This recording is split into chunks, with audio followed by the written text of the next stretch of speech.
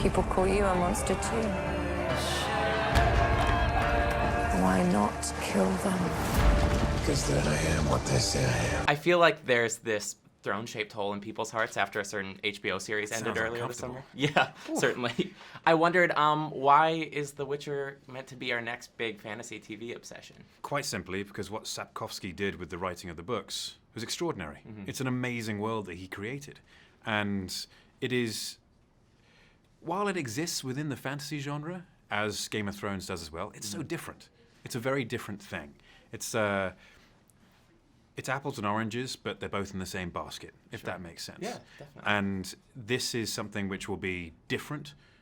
You won't be able to compare it. You won't be able to feel like you're missing something from the previous show in your new show. It's just a different world, and it's escapism.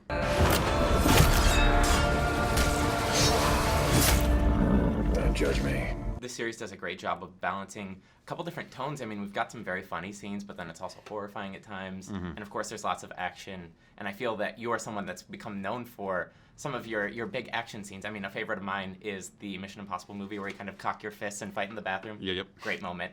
As an actor, like, what's more difficult? Is it tough? Is it tougher to work opposite other actors and stuntmen, or is it tougher to work opposite sometimes these CGI beasts? It all depends. Yeah. All depends on the stunt performers, all depends on the CGI team, the VFX team, all depends on the environment you're working within.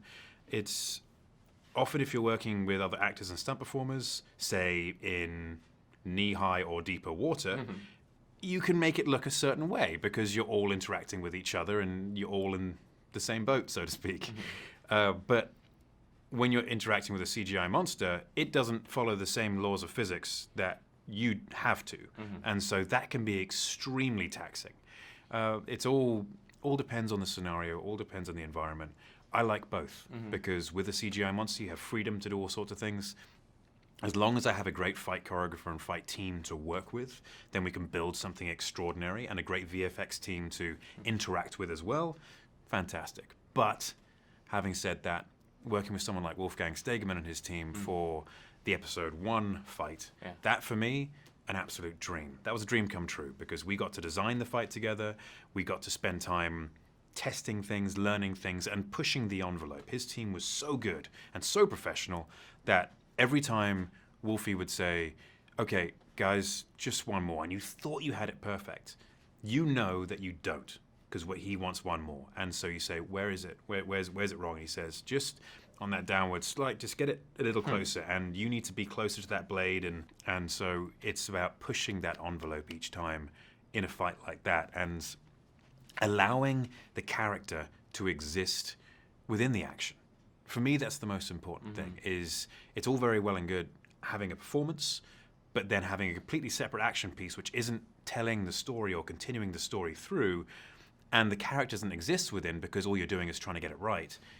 That's no good for me. The character has to exist within. Such like the reloading the arms in the bathroom fight. That's a character piece, and it translates through. And that is the important thing for me. And so that requires an exceptional stunt team. And I was very lucky to work with Wolfie with that. Princess Cirilla is your destiny. I can't protect her.